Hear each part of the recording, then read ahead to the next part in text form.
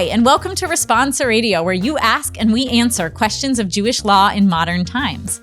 I'm Rabbi Avi Killip, Executive Vice President at Hadar, here with Rabbi Ethan Tucker, Rosh Yeshiva at Hadar, a center for Jewish learning and community building based in New York City.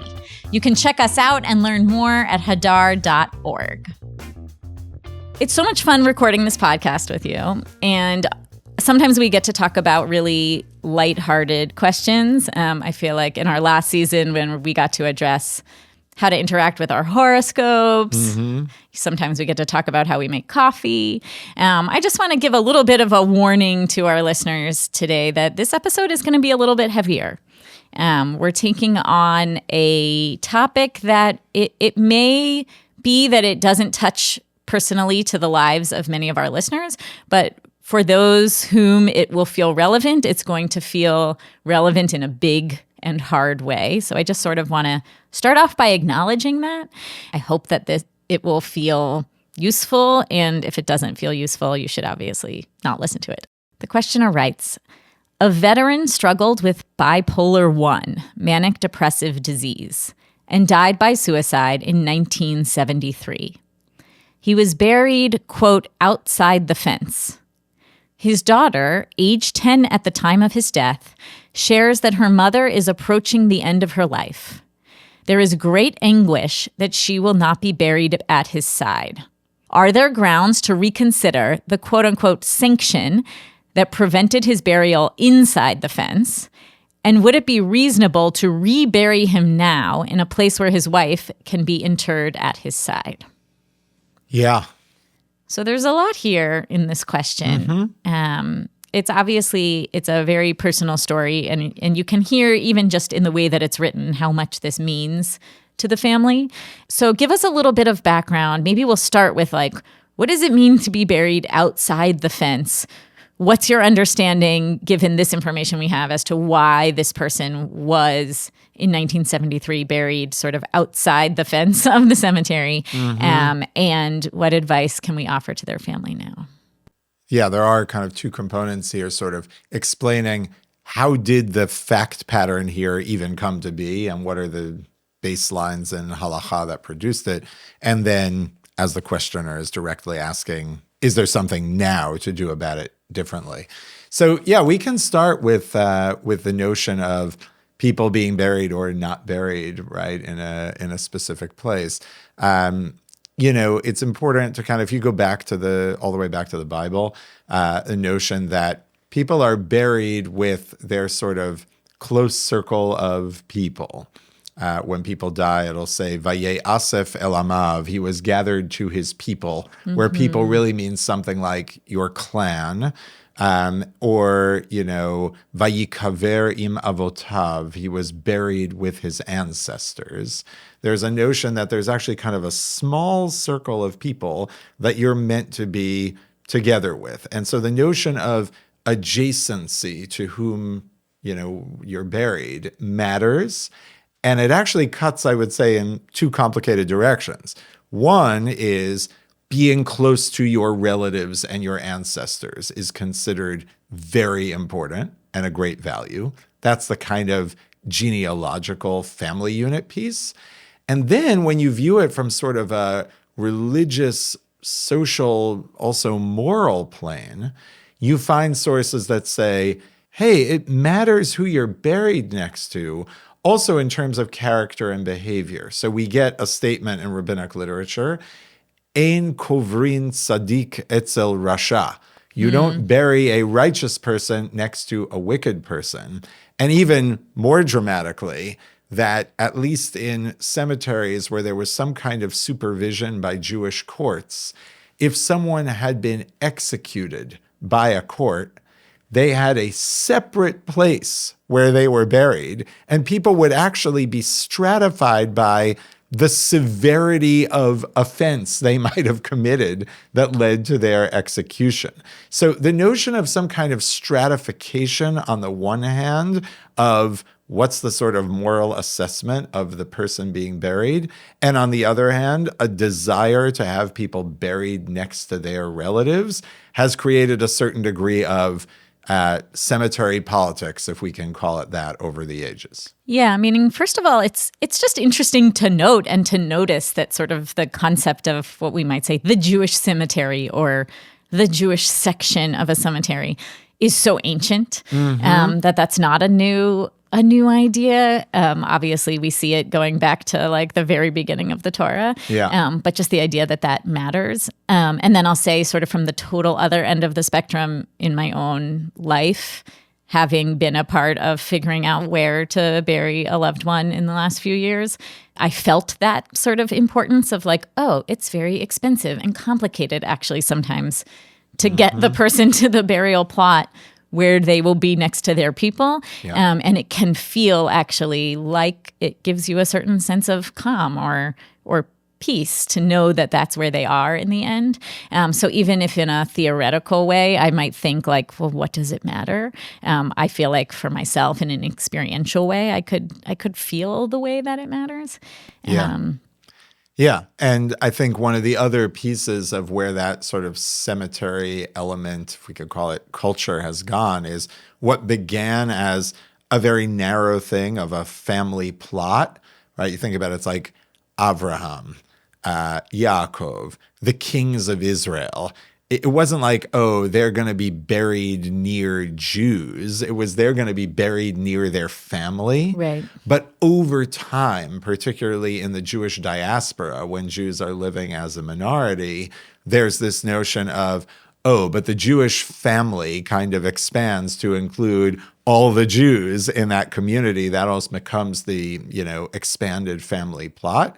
But then it can compete with some of these other questions of, well, what if someone did something that violated the norms of the community? Do they feel like they're part of my extended spiritual family or not?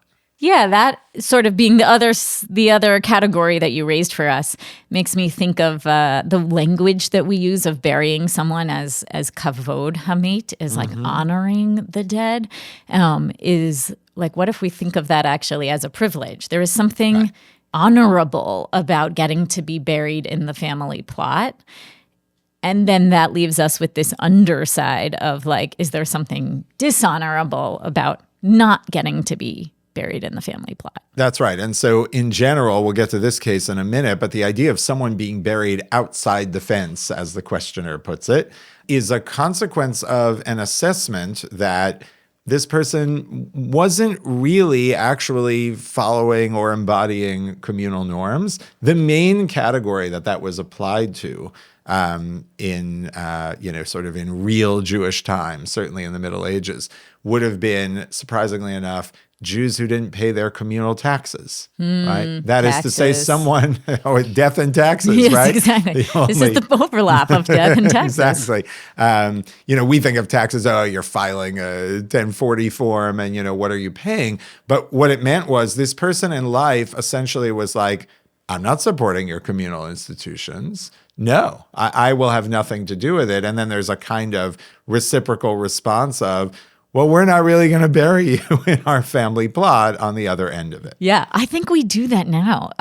Like people join a synagogue just to get access to the plot. That's literally like, well, if you want to be buried in the Bethel section, you have to be a dues-paying member of Bethel. That's pretty direct, actually. That's right. So look, some of these things are financial, and then we can always critique certain financial arrangements that take on almost an idolatrous life of their own. But they're reflecting the fact that, communities have these communal elements of taking care of one another. That includes death and burial.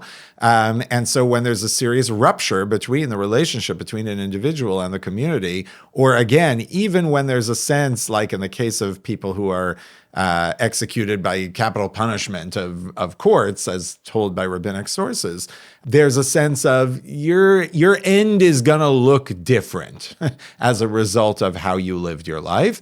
So the way that comes about in this case, we'll dig into this now, is, yes, if you classify a death as a suicide and dying by suicide, or really, I think more appropriate for this point, committing suicide as perceived by the system that disapproves of it, is a wicked or forbidden act, that can and will have the consequence of saying, well, you're not just going to be buried by anyone else. We'll engage this and sort of revisit this now, but the decision made in 1973 that produced this question was in line with that kind of thinking, which is to say, this person did something wrong when they took their own life, something grievously wrong, and the consequences of that are they are not buried as per normal in a Jewish cemetery.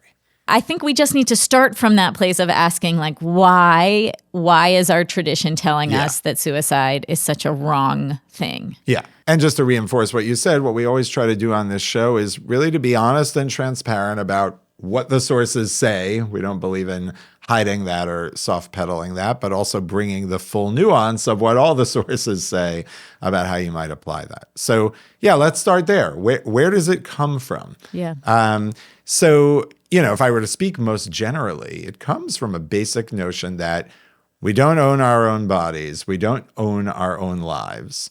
And to the extent that we are not allowed to murder people because you're extinguishing a life that is of infinite value and you did not create and is not yours to take, and that is only God's ability to create and take life in that way, that applies to oneself as well.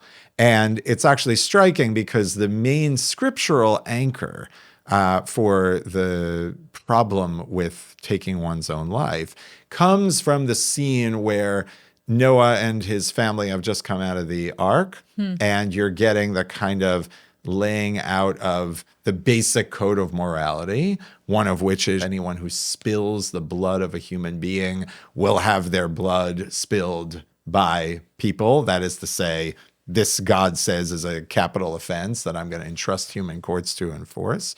And then it also says, Ve'ach et dimchem lenafshotechem edrosh.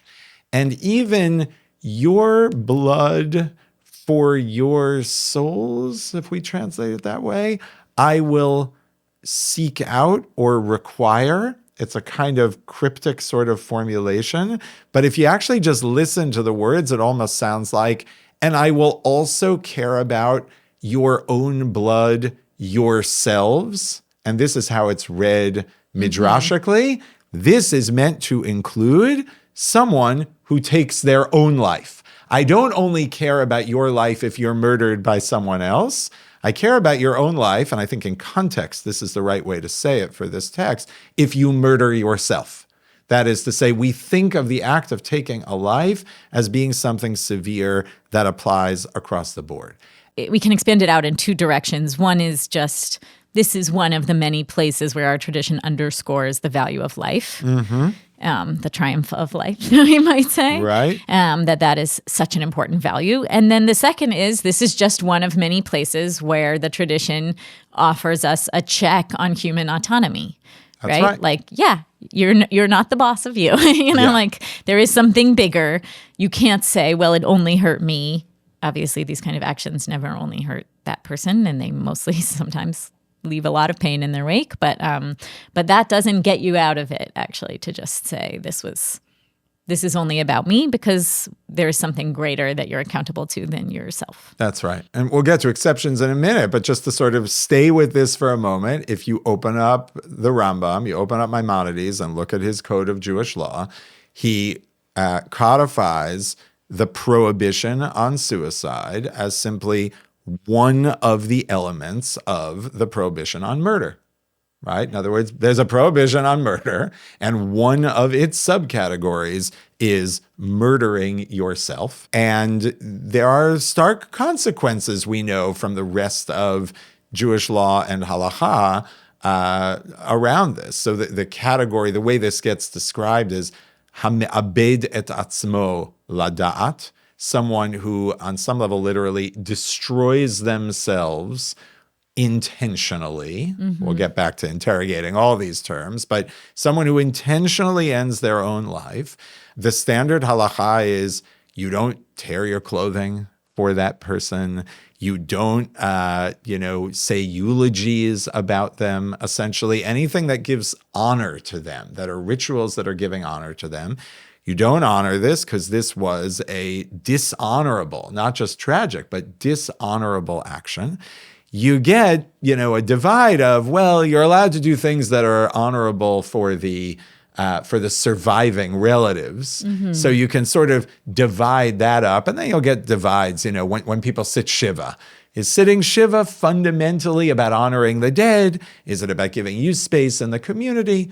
So there'll be some flexibility that Chatam Sofer later on says, you can consider Shiva to be honor for the surviving relatives if they'll be really embarrassed if they don't sit Shiva. But the line you're walking essentially is you don't honor that person in death. And it's based on this notion that they really took someone's life that they shouldn't have taken, namely their own.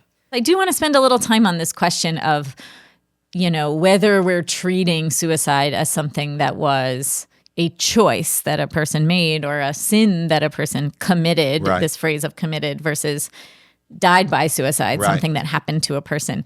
I'll just pull out, notice in the language that the questioner wrote. It's the question started, a veteran struggled with bipolar 1. Manic depressive disease. That in both of these, that the questioner could have written, a man died by suicide in 1973. But in telling us he's a veteran and in telling us that he had a bipolar disorder are sort of two different versions of trying to tell us he was up against a lot. This was bigger than him. I certainly think we see this across veterans of all wars. In particular, in the moment where we're recording now, there are these stories of October 7th survivors, especially the Nova massacre survivors who have since surviving that massacre died by suicide. That's an extreme example, but it's certainly an example, a universally acknowledged example where I don't know anyone who's hearing those stories and looking down on those people for the quote unquote decision that they made. So I'm curious how those things fit in. And I'm really curious to ask, is this a case of halacha in modern times? Like they didn't have bipolar diagnoses in the ancient world, perhaps, or is there some ancient precedent for these concerns? Yeah. So this is a great, I think, transition to our next favorite part with all these questions, which is, all right, you gave me the baseline, now give me the nuance, right? And this is very much halacha in ancient times because I gave you the basic elements that you start with here. But some of our listeners who are, familiar with the Tanakh will immediately be thinking, didn't Shaul, the first king of Israel, fall on his own sword and kill himself?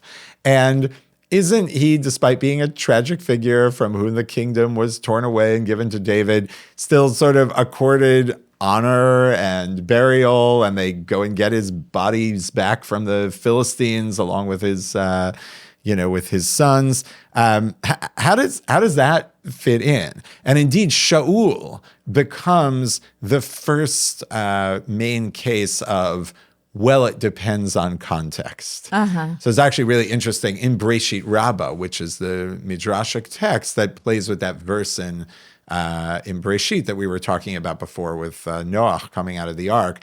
The verse, just to say it again, is Ve'ach et dimchem lenafshotechem edrosh, which the word ve'ach means something like but, however, always taken in rabbinic midrash as like a limiting word. So the text says, this verse teaches you are not allowed to kill yourself. Literally, lahaviyat hachonek atzmo, someone who hangs themselves. Okay? Yachol keshaul, could that include Shaul, King Saul?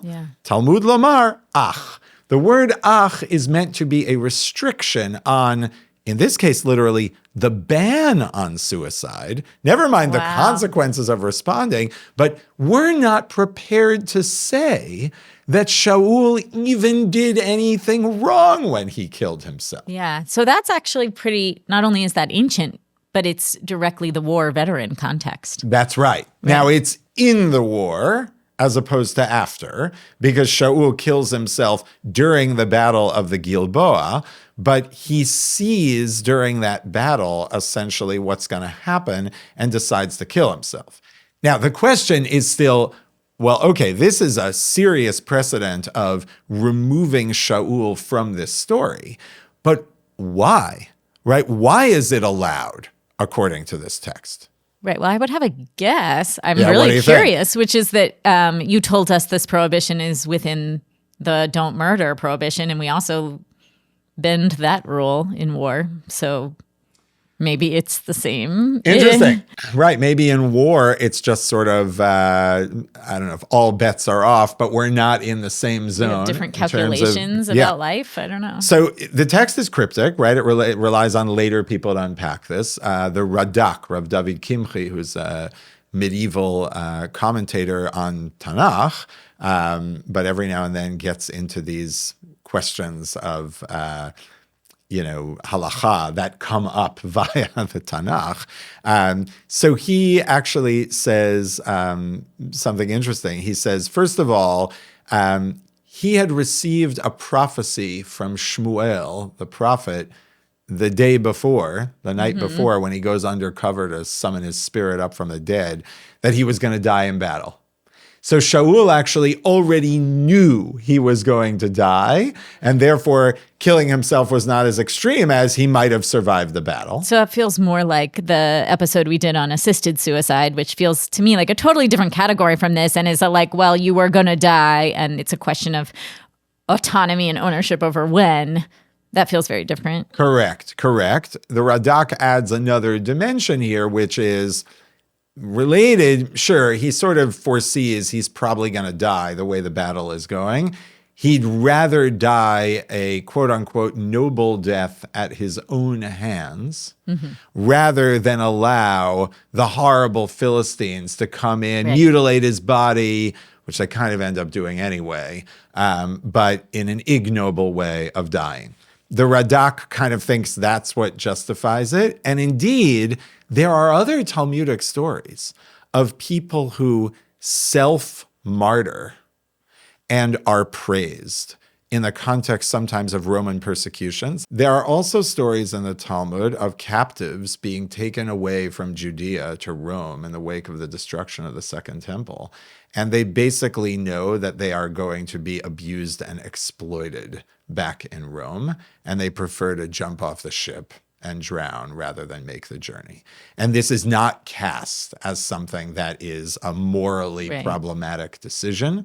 And essentially some notion of, I'm seeing where things are going, I feel they are going to be much worse, is sometimes a context that is relevant. The other place you have this in the Middle Ages, there are people who would prefer to die rather than forcibly apostatize to Christianity, even though they could have been alive. Right. But they don't want to be alive in that state and betray their religion and their God as they understand it.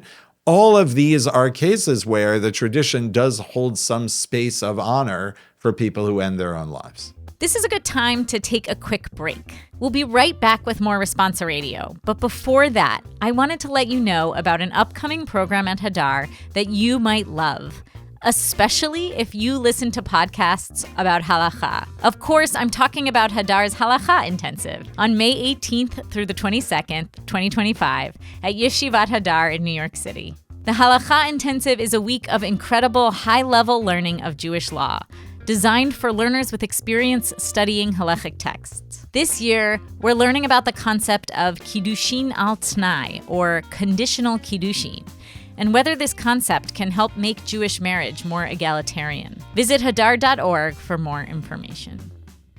So these are all external contexts that sort of make the space within the prohibition. Are there any examples of internal conflict that feel more like the mental health piece? That feels like the veteran piece, you know.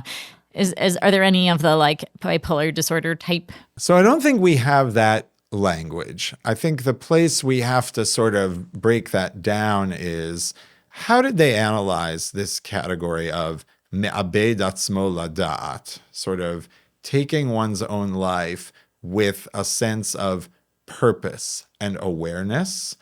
And how does that create a different kind of context where they would kind of eliminate a bunch of cases that actually seem pretty clearly on the facts that the person took their own life, but they're saying this is not what we're concerned about.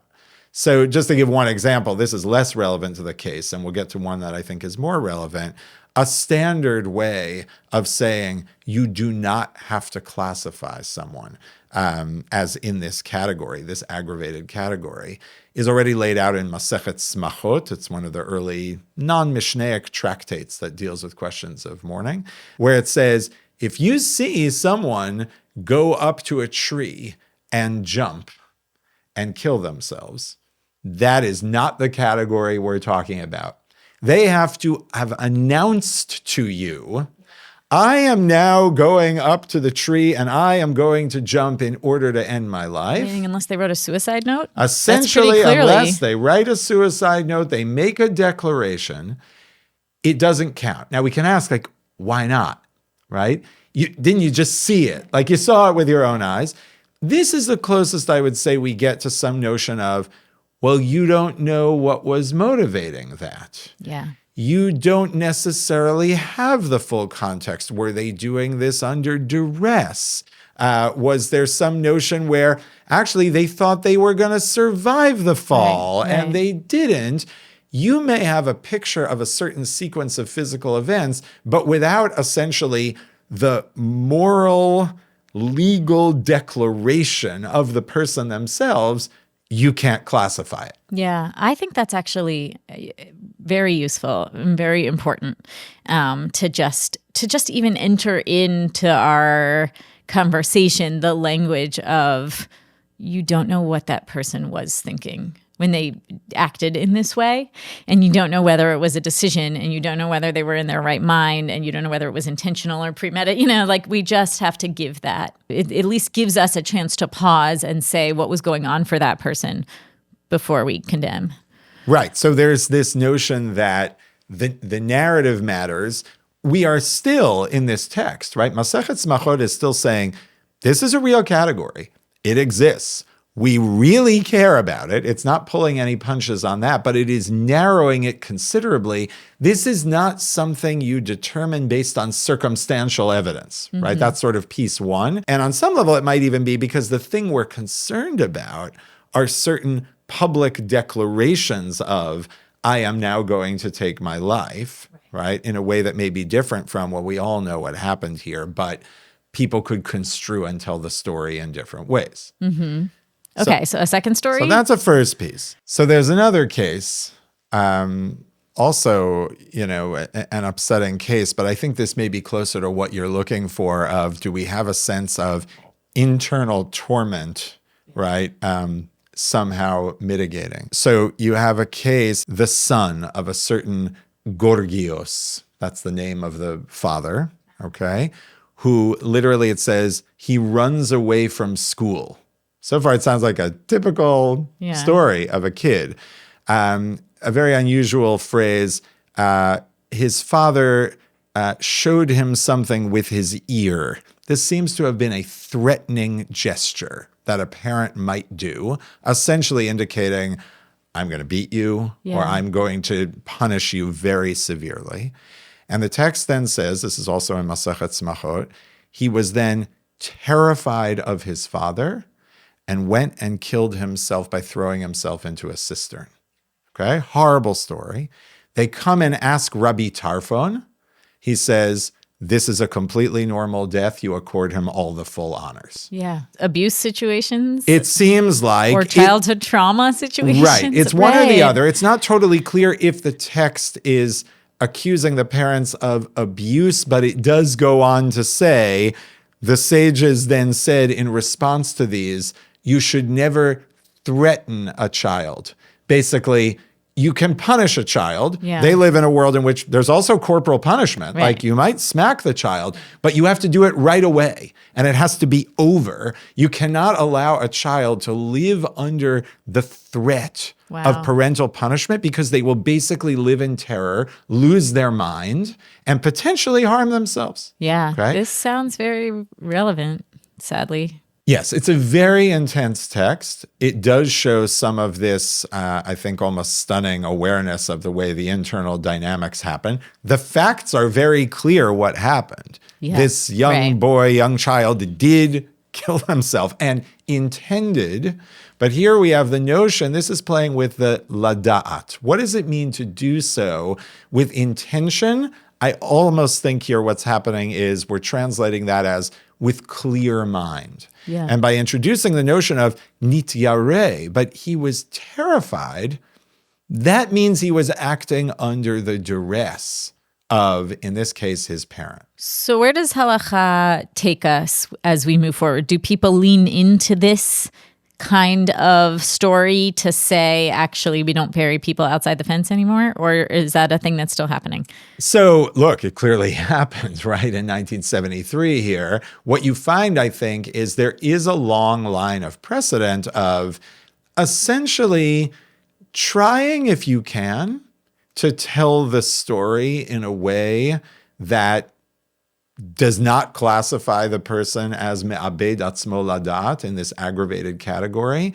Like an example of that is you have one posek, the Maharsha says, drowning is never a suicide. Someone who deliberately drowns themselves is never a suicide because before they finally perished, they might have regretted it and you don't know. Yeah. That is to say, any process that is drawn out, you began it, then you might regret it, but it's too late, that gets taken off the table, right? Yeah.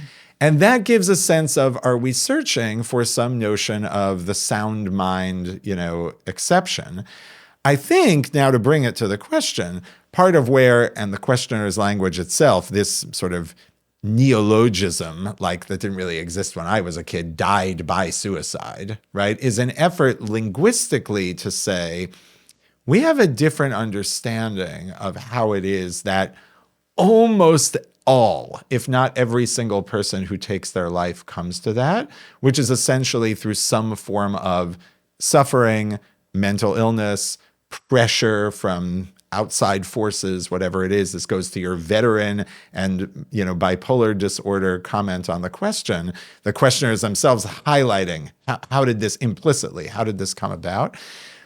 We have a different story we tell or increasingly tell around this. And that opens up the possibility of narrating more cases the way the narrative of the terrified child is already narrated in Masachet Smachot.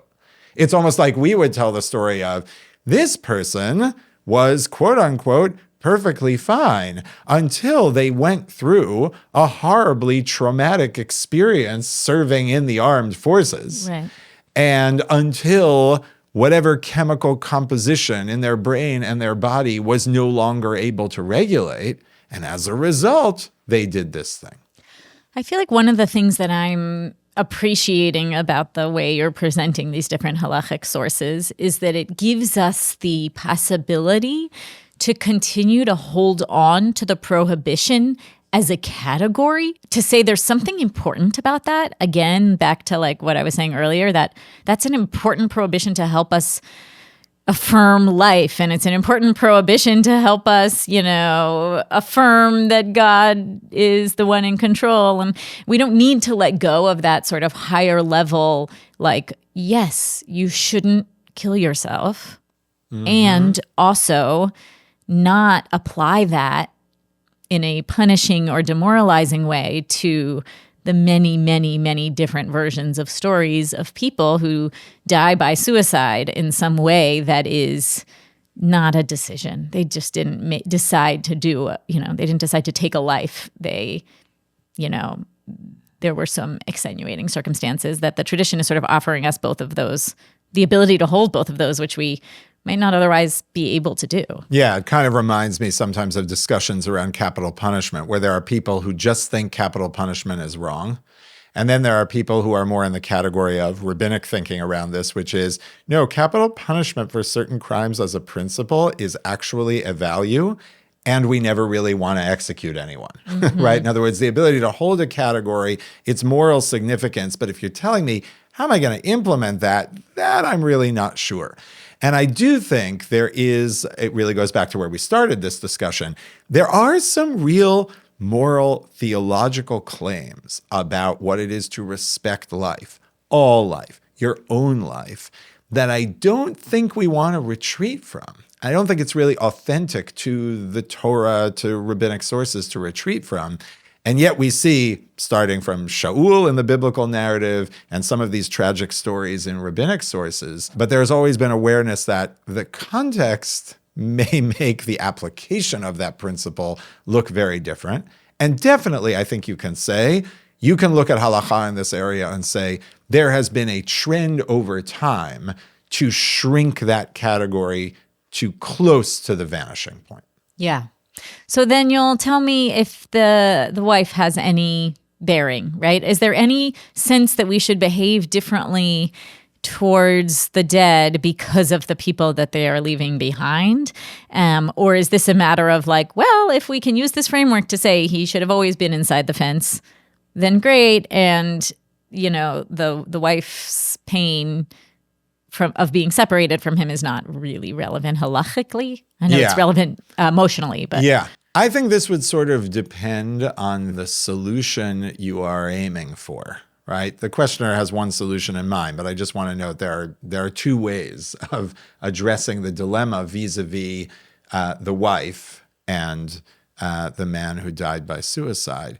One is she could be buried outside the fence next to him. Yeah. Right? Which is to say, he was buried there. We're not going to exhume the body because that's not something we normally do. We'll get to that in a second. And what is significant about her feeling and some degree of this analysis is even though we would normally say, En kovrin tzadik etzel rasha, we don't bury someone next to someone who is someone in good standing, right? Next to someone who violated basic norms. Well, in this case, her desire to be there, we're not going to say you must be buried separately from him, and maybe even aided a little bit by some of the narrative we've begun to construct together here. You could say that. I think that's actually a pretty low-level move to make, which is to say we have some questions about whether he ever should have been buried outside the fence. But even if that was right, it's kind of her prerogative to say, that's where I want to be. Yeah, right? I have to say, in terms of love stories, which is, of course, the lens through which we should evaluate this question, it's actually kind of beautiful, tragically beautiful, but beautiful to imagine that she, all these years later, wants to be buried next to him. Yeah. I think it also hints towards why does it matter where we're buried? There is a sense of reconnecting with someone in death that she's looking for still now. Yeah, and that's becomes almost, that's her family plot, right? That's her being buried with her family. Now, for all kinds of reasons, there may be other family members on the other side of the fence. There may be a strong sense of stigma, intentionally so. Certainly originally there was stigma. And the questioner assumes, I think reasonably so, that the only real thing they're considering doing is to exhume the body, bring it inside. Is that a thing we're allowed to do? So first of all, it's not for us on a podcast to weigh in on what is a given cemetery's policy and protocols and this and that. So, there are all kinds of things that have to be dealt with the local community there. But in general, we don't exhume bodies. Mm-hmm. Even we are not allowed, says the Yerushalmi, to go from a not very dignified spot to a more dignified spot. It's if you were buried somewhere, that's where you are, end of story. There's no parking spot switch list. Right. With one exception, it is better for a person to be buried with their ancestors and their relatives. And you can move them even from an honored space to a less honored space if it will reunite them with their relatives. So this is like Joseph, right, saying, bring my bones back Exactly home. Right. That becomes the main precedent, is that you've even got the bones, buried, or they're in the bottom of the Nile, such as it is, and you are... It's pretty buried. Yeah, it's pretty buried, and you're moving them. And that gets codified by later poskim, that if someone was for some reason buried somewhere, and it turns out they end up not being buried with the rest of their family, that is a basis for moving it. Now, you would need to go through the argument that we went through in the earlier part of the conversation to claim that there's nothing wrong with this person being interred there. Right. And then you could justify moving the body. You can't just say, well, they should be with their ancestors. It doesn't matter if they're classified as a rasha. No, if someone is classified as being in the problematic category that shouldn't be buried next to other people in good standing, that takes precedence. That overrides. But combining the two, that's where I would say the wife, certainly if there were other ancestors there, that becomes a component, right? An important element. There's a lot in this question. I'm curious as we come to a close if there's anything you see when you look back actually at all the sources altogether that you want to lift up for us. Again, we sort of addressed different texts and different lenses, but is there an overall picture that you would say, yeah, when faced with this question, this is what the halakha is telling us? Yeah, I very much resonate with what you said earlier, which is how do we hold principled attachment to the core value here, which I think is primarily actually an educational value for when we raise children, when we preach in communities. We want people to think of the life they've been given by God as a sacred trust, and it's inviolable in all kinds of ways. And we want to kind of preach that culture, and we don't want to lose that at all. And we want to look eyes wide open at the real pain and suffering that causes people to reach certain ends. And it's often more in keeping with the nuanced approach of halakha in those cases to say, this is not ma'abed atzmo ladat. This reminds me more of that case or this case or Shaul or those kids, and to sort of compassionately and accurately, right, assess what's happened. And I agree with you, it's not always so simple to hold those two together, but that strikes me as the task. I want to thank the person who shared this question with us for trusting us with this material and inviting us into this very hard and complicated situation. And I want to thank our listeners also for trusting us to address topics like this that are so heavy and significant and personal, deeply personal in a podcast. It seems like a lot for a podcast to take on, but just to underscore that it's not too much for halakha to take on. These are the kinds of questions this is what this literature has developed around and through, and so that we don't have to tackle really big, impossible things like this by ourselves. We have this tradition to lean on, and so for that, we are grateful. Thanks. Did you drink in the water as you slept down below? Were you thinking, my God, here I go? Have a halachic question you'd like answered on the show? Email us at responsaradio@hadar.org. Responsa Radio is a project of the Hadar Institute. Thanks to Chana Kupetz and Jeremy Tabick for producing this podcast, and to David Khabinsky for recording and editing this episode.